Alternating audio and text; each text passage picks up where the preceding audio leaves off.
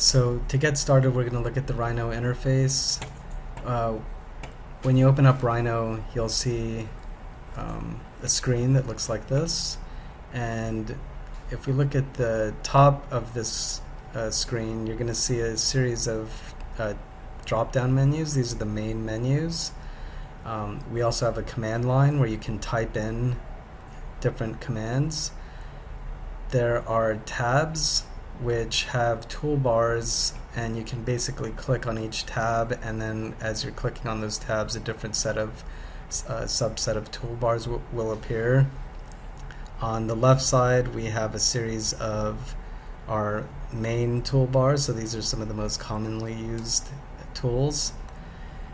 On the far right, we have different panels, so we have a series of tabs that show object properties, layers to manage geometry, some rendering tabs, and other tabs as well.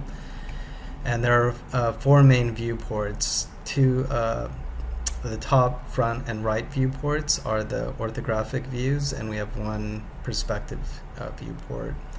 And on the bottom of the screen, we have modeling aids. So we have a grid snap, ortho, planar, object snap, smart track, gumball, and these are intended to kind of help with modeling and snapping to different object properties like endpoints, midpoints, center points, etc. So there's three ways to execute a command in Rhino. We can select the command from the main menus, the main toolbars, or type it in the command line. So if we look at the curve drop-down menu, find a curve from the main menus, select line, and choose a line segment.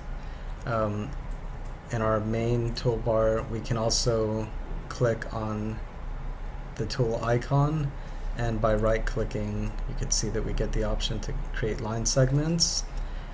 And we can also go to the command line and type in line as well.